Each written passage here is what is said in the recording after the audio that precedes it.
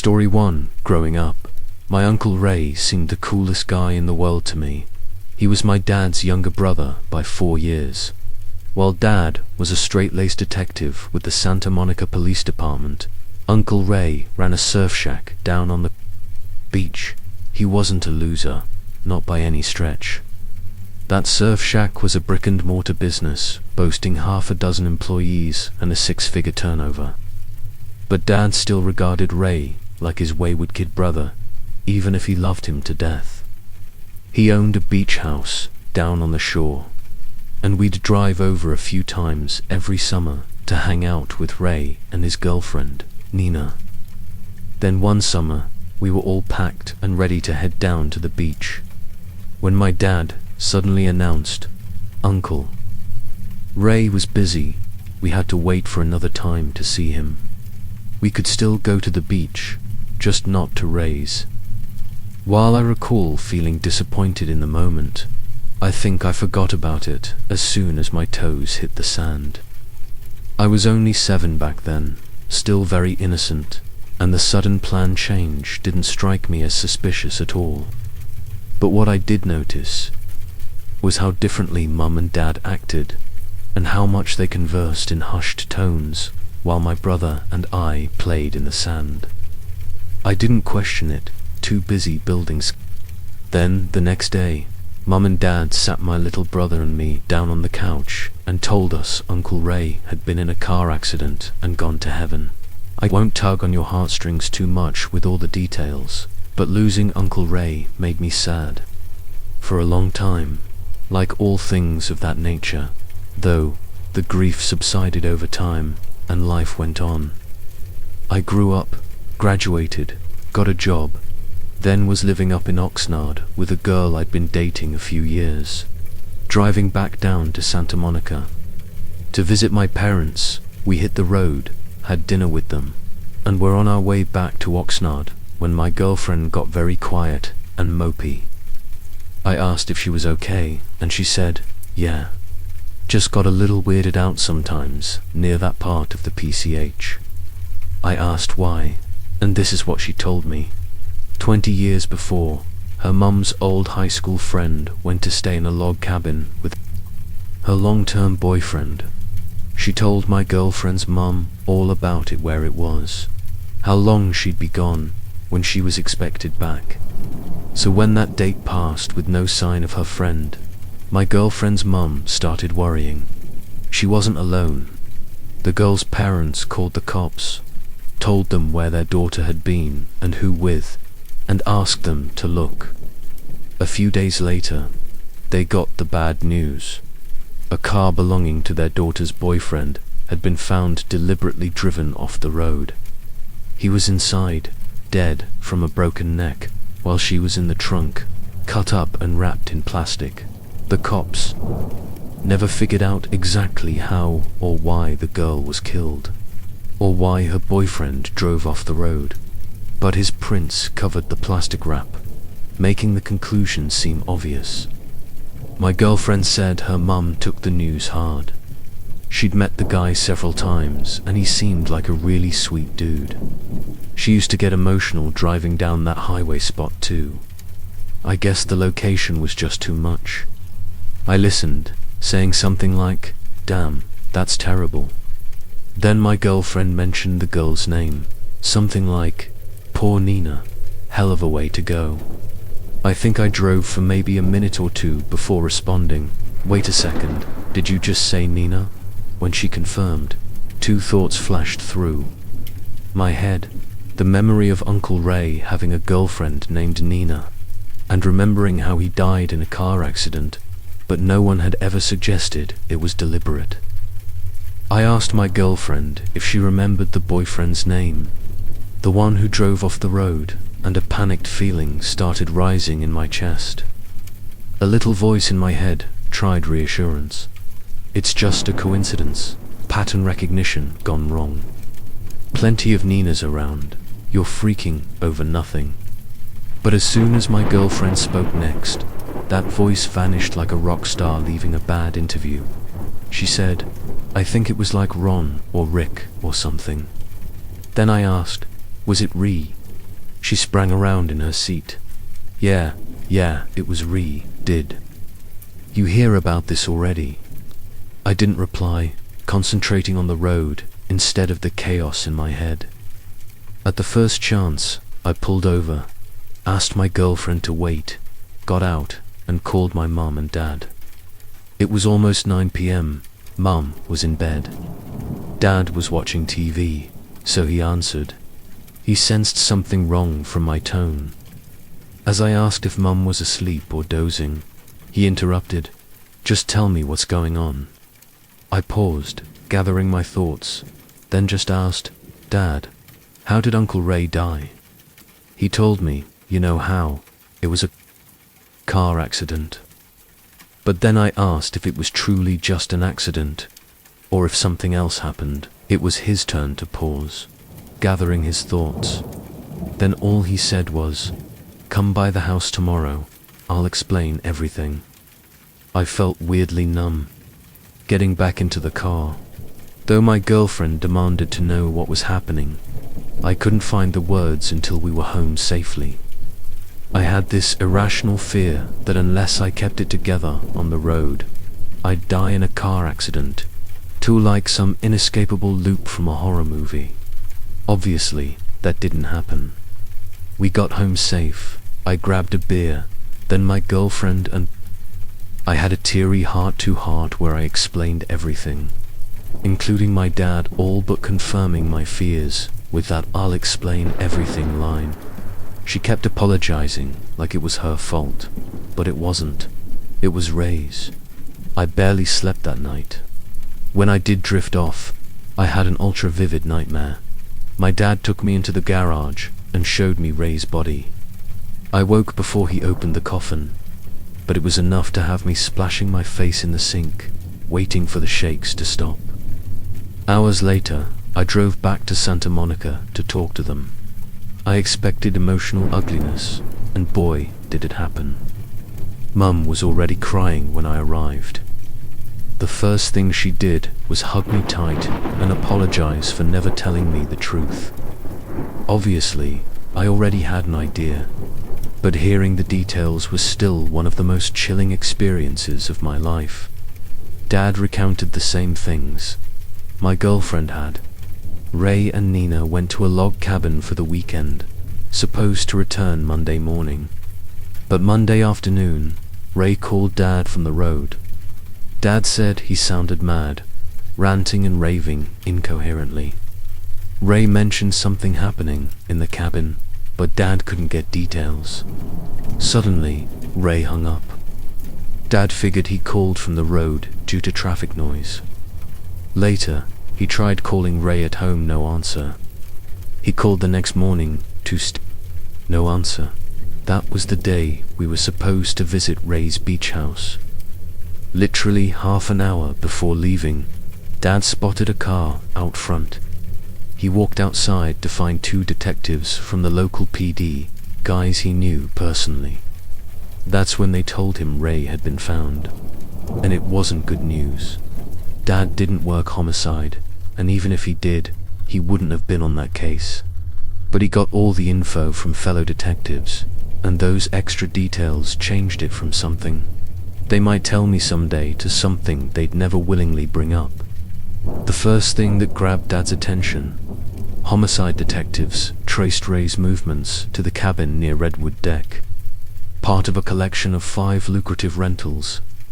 The cabins were in a sleepy patch of redwoods near the falls, usually fully booked except a couple of weeks in June gloom. But the weekend, Ray and Nina Steeder, September weekend all for other cabins, were empty. Detectives discovered this. When seeking witnesses to Ray's state of mind, they were surprised finding no bookings except Ray and Nina. They questioned the cabin owners extensively but found no involvement. The next inconsistency: on the day Ray and Nina were due back to Santa Barbara, just up the highway from Santa Monica, they'd stopped at a gas station hours before Ray's ranting. Call to Dad. The clerk remembered them acting perfectly normal. Ray pumped gas, now bought a soda, left together like nothing was wrong. Yet somehow, over the next 20 miles or so, Ray pulls over, chops Na into bits, wraps her in plastic, and throws her in his trunk. Detectives couldn't determine if Ray murdered Nina before or after that creepy call to Dad, but they knew not long after the call. He drove himself off the road, seemingly after unfastening a seatbelt at least. That's what the scene suggested. Dad told me all this with Mum holding his hand. He was always strong and stern, but telling this story was the only time I saw him well up. It wasn't just sadness. It was frustration over not knowing why those unanswered questions about the cabins. Ray's state of mind, and that phone call. Because the call scared the crap out of Dad. Once detectives learned about it, they wanted to know what Ray said. All Dad could tell them was nothing. They asked him to clarify. Dad told them pretty much what he told me. It was just random words.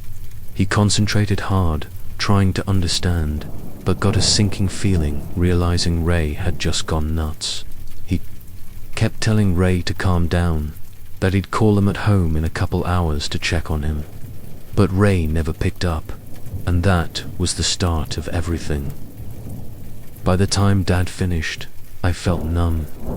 I rolled a few tears, seeing how upset my parents were.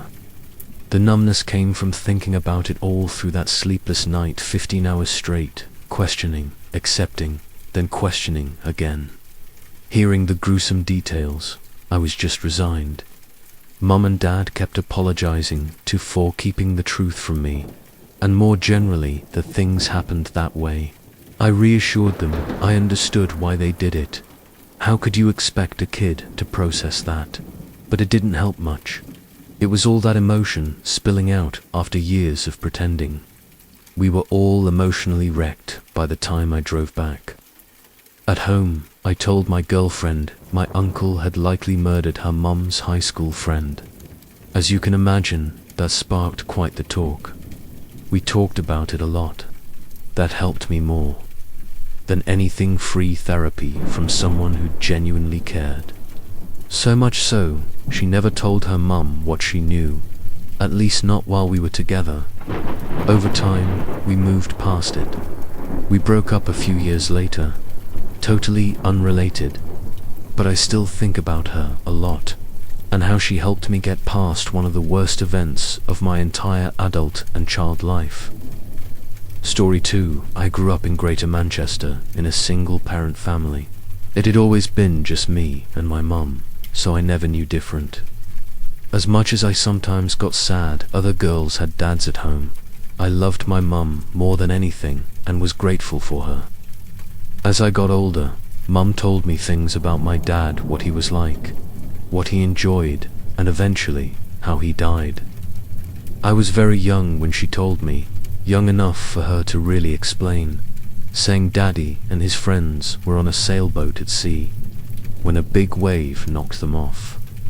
Then Daddy and his friends went underwater, and angels came down to take them to heaven because it's nicer there than on the sea bottom. It might sound grim, but years later, watching SpongeBob, I used to think the sea doesn't look so bad. Heaven must be brilliant. Kids say and think the funniest things, don't they? Heavy sarcasm implied. So yeah, that's how I grew up. Mum told me early enough to get used to it, I suppose, so it didn't fill me with angst or become a major sadness source. But then came the day Mum told me the truth, and I'll be honest, that changed everything. As I mentioned, Mum sometimes told me about Dad, but only good things. He loved football, loved a good Indian takeaway, and had worked for a building firm since leaving school at 16. He sounded nice, always looked after Mum, definitely never hit her or cheated. When she was pregnant with me, he went on a lad's holiday to Spain to enjoy his last freedom, taking a fateful boating trip. He went too far out, the weather turned, and that was that. Only, that wasn't all of that. Because Mum only ever told me half the story. I was 23 when she asked a question that kicked it off. I think I knew from her tone something bad was coming. I was at hers for tea and a catch-up when she asked out of the blue if there were things she'd never told me about my dad. Would I want to know them? I asked what kind of things, immediately suspecting less than wholesome stuff purely from her voice. She told me Dad sometimes did stuff she didn't approve of.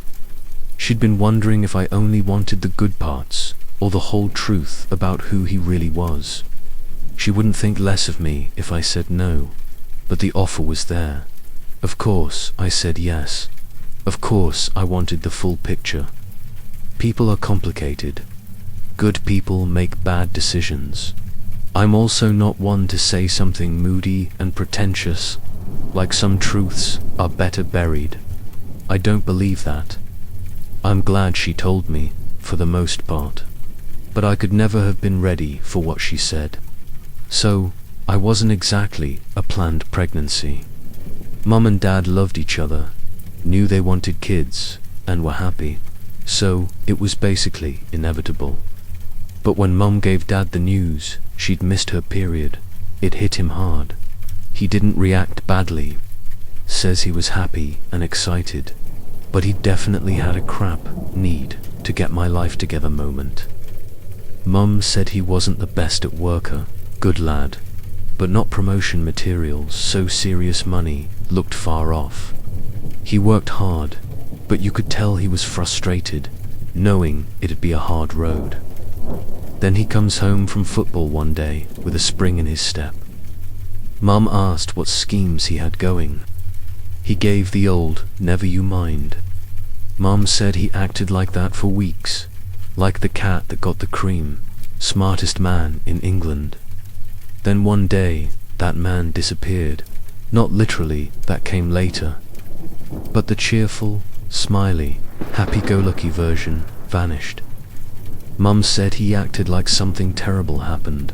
That level of grief, almost she'd catch him staring into space, eyes wide and scared, like something terrible followed him.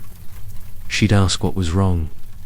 He'd lie, say everything was fine, though it blatantly wasn't. He stayed like that a week, didn't improve. Then, out of the blue, tells Mom he and his mate are going to Spain for that lad's holiday I mentioned, to enjoy his last freedom. Mom was surprised, but thought she understood. Mega stressed about me coming, needed to relax. So she let him go. He flew to Spain with his friend, supposed to be gone a week. A week passed, he didn't come home. Mum worried. She contacted police.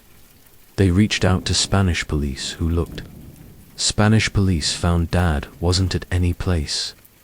He'd told Mum, but while his passport showed entry, there was no exit record.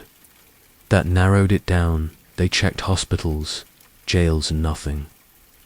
Mum waited another week or so before the news came, devastating her. A boat washed up on a southern Spanish beach containing half a dozen empty sports bags and 2 dead Englishmen, my dad and his friend. Mum said 2 police liaison officers came with the bad news. They told her Dad and his friend had been shot at close range on a rented motorboat that later washed ashore after drifting days. Neither English nor Spanish police knew exactly why. They were murdered, but they suspected it related to cocaine residue found in some empty sports bags. Mum was stunned, unlike Dad, to have anything to do with drugs. The cocaine must have been the thing he was excited about, thought would make him money. It was a lot. Mum didn't think it could get worse, but it did. Much worse, about a week after. The liaison officers visited. They called back with unwelcome news. Greater Manchester Police obtained a warrant to search our house top to bottom, because they suspected Dad was involved in a murder before he himself was killed. Mum said the stress was so bad she thought she might miscarry. She didn't, thank God. Policemen walking around searching every nook was awful. It took ages before police explained, and when they did, it was worse than she imagined. Around the time Mum found she was pregnant with me, Dad went into overdrive trying to make more money. Mum said he looked into all sorts of legal stuff, but then he met a guy in a kebab house named Muzzy, short for Mustafa. Though Muzzy moved from Turkey to Manchester years before, he was active in the local Turkish community. Dad sometimes stopped by after football, being friendly, especially after pints. Dad and Muzzy talked a lot. Dad must have mentioned Mum's pregnancy and needing money because Muzzy told him if he could get £10,000 cash, he could turn it into £250,000 in just over a month. We knew this because Dad texted his mate, the one killed with him, and Spanish police recovered his phone. Dad texted his mate asking if he had £5,000 to go halves on Muzzy's investment plan. Dad's mate was mega skeptical. He needed time to get the cash and wanted to meet Muzzy first. After they met and talked it out, it was full steam ahead. Apparently, Muzzy had mates in the Turkish mafia smuggling illegal stuff into the UK. At the time, British border authorities stopped many shipments at big ports, making it easier to smuggle smaller shipments like cannabis resin through smaller ports. Through his connections, the £10,000 would buy a sizable but detectable amount of product that would net 20 times the cash once sold to UK street dealers. Muzzy just wanted a £50,000 handler's fee. Then Dad and his mate would have £100,000 each. Life-changing money then. Dad and his mate get the money to Muzzy. He gets it to his mafia mates. Everyone waits. 1 week, then 2. Dad and his mate getting more excited. Then one day, Muzzy calls. The news isn't good. Their shipment was gone. He didn't give much detail. The ship came in, cargo unloaded, then police swarmed the container. Product seized. Nothing could be done. The money was gone, but neither my dad nor his mate believed a word. Muzzy had gone on for months about it being a sure thing, how his mates smuggled millions without police notice. Then the one time it's their money, their shipment gets jumped on. According to texts between Dad and his friend, Dad asked Muzzy for proof the shipment was seized. They couldn't phone and ask about the container, but they could call police asking if a particular person was arrested, as that info was shared with families, reporters. Dad asked Muzzy who brought the container in and if they'd been arrested. Muzzy claimed not to know names, aside from his mafia mates, and he wouldn't give those up. He said if they fronted another £10,000, they could try again. Otherwise, they were out of luck. I think that last bit drove Dad around the bend. He was convinced Muzzy robbed him. The offer of another go felt like Muzzy thought they were stupid enough to milk another £10,000 from them. He and his friend were furious, so they hatched a plan to get their £10,000 back. Unfortunately, it wasn't sophisticated.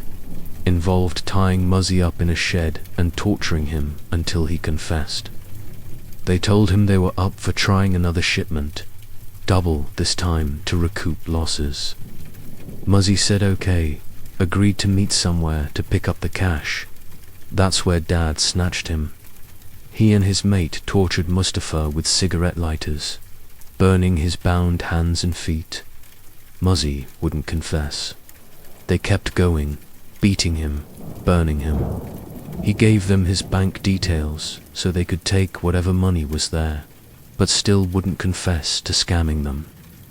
Police don't know exactly what happened next, but Dad didn't take any money, and Muzzy's body was found weeks later.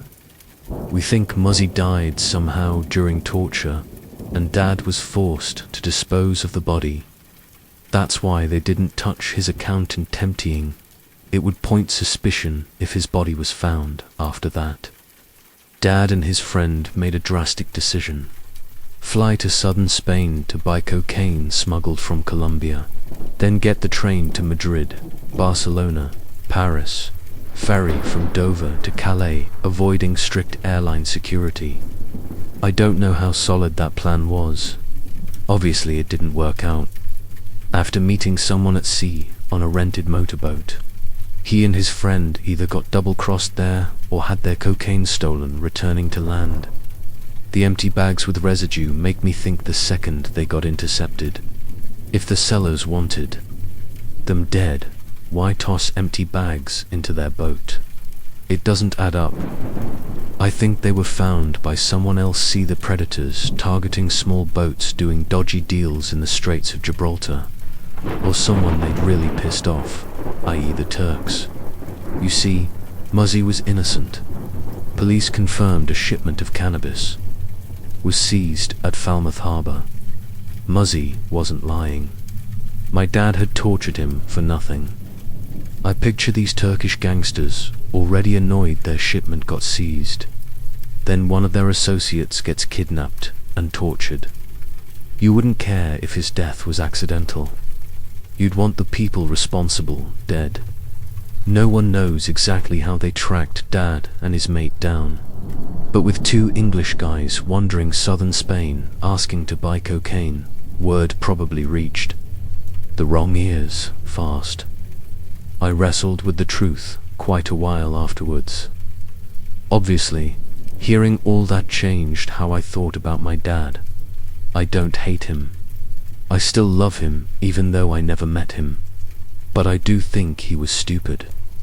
I know he did it out of love for me and my mum.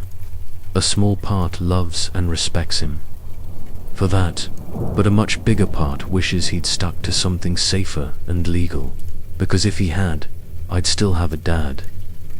Story 3. In the small city of Amstetten, Lower Austria, stands a peculiar grey 3-story building. It combines a regular family home with an attached apartment block, an odd mix of old and new styles. For its owner, this structure represented his life's work. A retired electrical engineer, he had the apartment building constructed in 1978, even adding a rooftop garden for the third-floor tenants. Tenants described him as reserved and polite, but exceptionally strict. Among his many enforced rules, the strictest forbade anyone from entering the building's basement. This building owner was named Joseph Fritzl, and he harbored a horrifying secret. Born in Amstetten on April 9, 1935, Fritzl's father abandoned the family when Joseph was just 4. 5 years later, his older brother died fighting for Germany in World War II. This left his mother, Maria, to raise him alone, a woman he later claimed was physically and emotionally abusive. At 18, Fritzl attended HTL Technical College, graduating in 1956 with an electrical engineering degree. Around this time, he married a 17-year-old girl named Rosemary. They went on to have 3 sons and 4 daughters, including Elizabeth, born on April 6, 1966. Just 1 year after Elizabeth's birth, Fritzl's behavior changed shockingly. In 1967, Fritzl began stalking a 24-year-old nurse in nearby Linsafter. Discovering her husband was away, he broke into her home, held a knife to her throat, and violated her.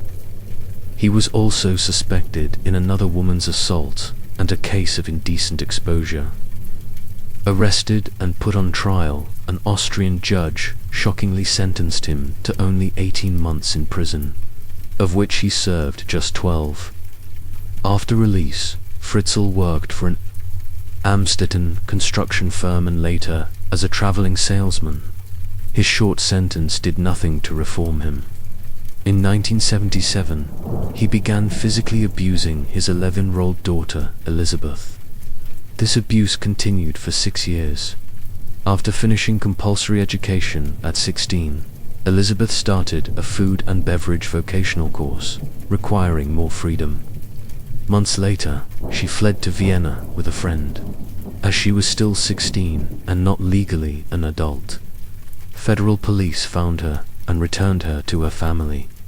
Some believe Fritzl became more lenient to prevent another escape. If so, it was a ploy. By summer 1984, Elizabeth, now 18, completed her course and got a job near Linz. Fritzl knew he would lose her. For months, he worked on a secret project in his home's basement. Elizabeth seemed unsuspecting. On August 28, 1984, Fritzl asked her to help carry a door into the basement. Elizabeth obliged, helping him carry it into a small, windowless room, resembling a makeshift prison cell. Panicking, she asked to leave. Fritzl responded by clamping an ether-soaked towel over her face and sealing the prison cell shut with the door she had helped carry. When Elizabeth disappeared, Rosemary filed a missing person report. Police opened an investigation.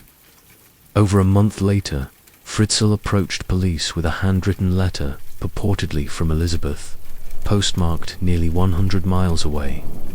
The letter, confirmed to be in her handwriting, stated she was tired of family life, had joined a cult, and would flee the country if sought. Fritzl told police he believed she joined a New Age cult.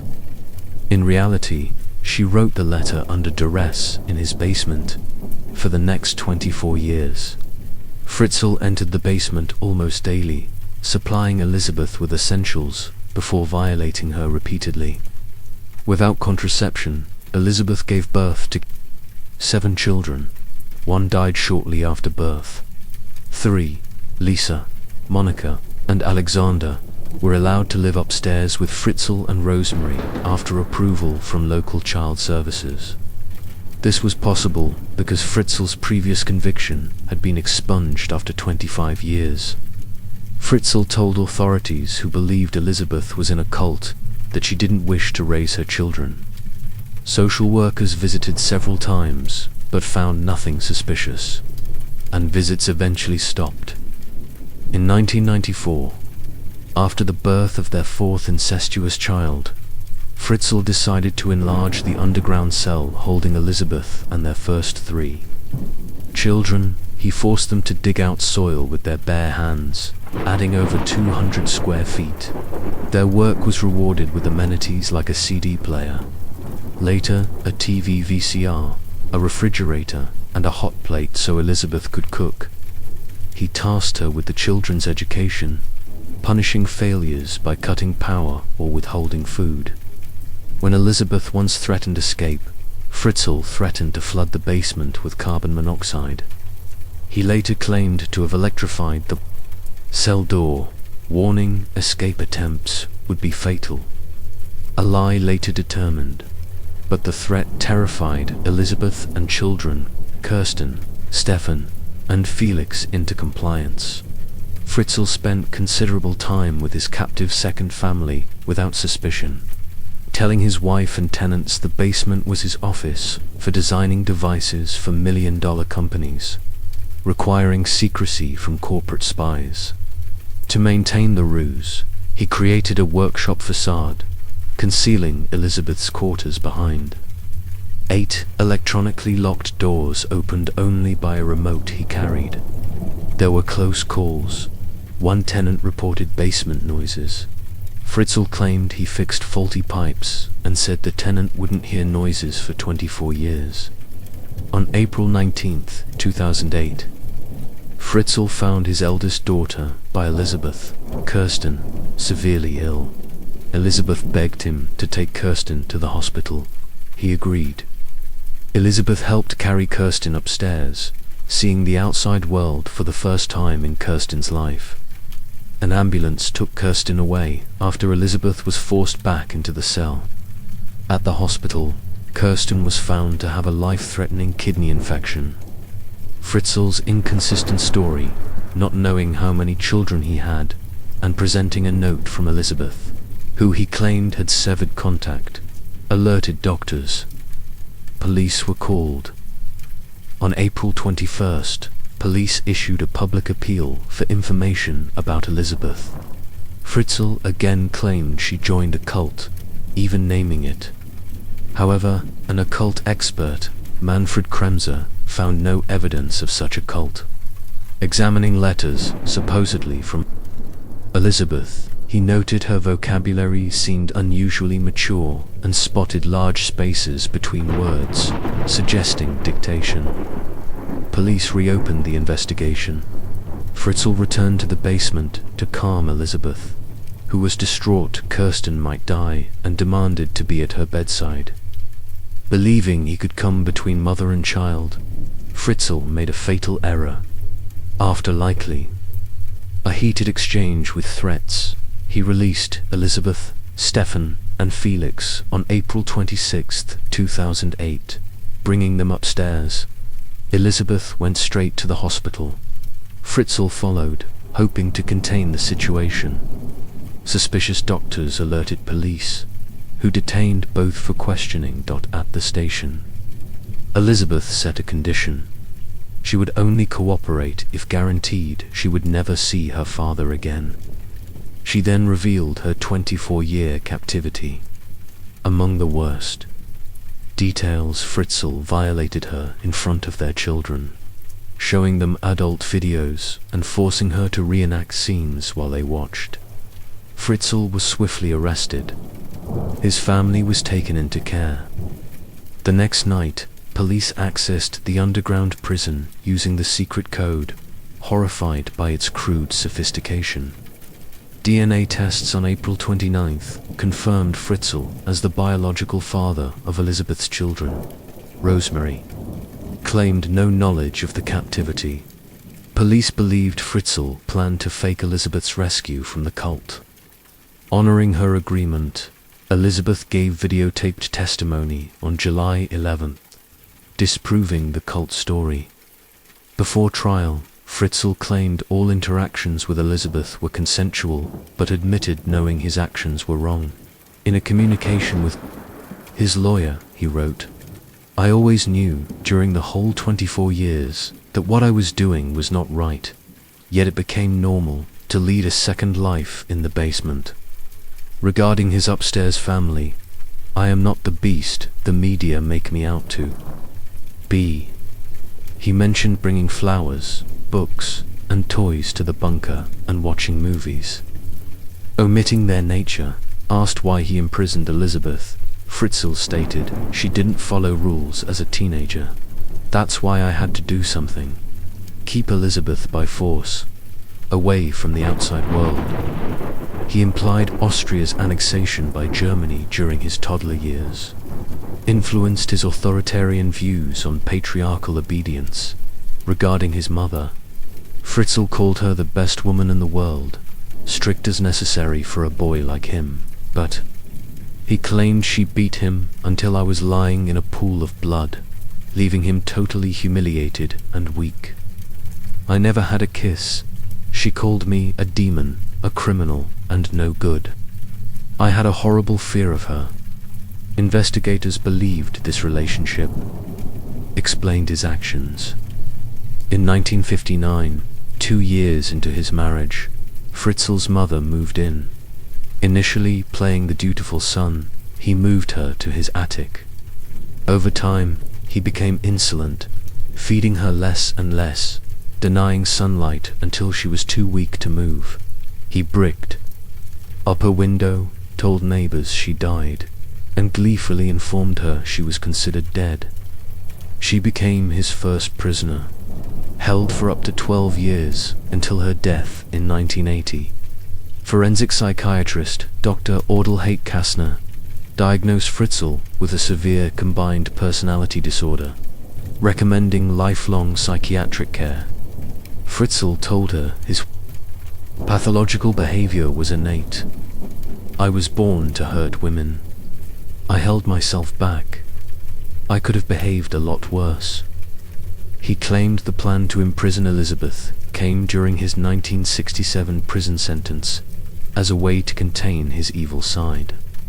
Finally, on March 19, 2009, after a harrowing 4-day trial, Fritzl pleaded guilty to murder by negligence of his infant grandson, Michael, enslavement, incest, rape, coercion, and false imprisonment. He received life imprisonment. Recently moved from a high-security psychiatric unit to a regular prison. An Austrian court stated the now 89-year-old Fritzl, due to progressive dementia and physical frailty, is no longer likely to commit a criminal offense with serious consequences. The question remains, can such a man ever cease to be a danger, or do those like him always threaten society's most vulnerable?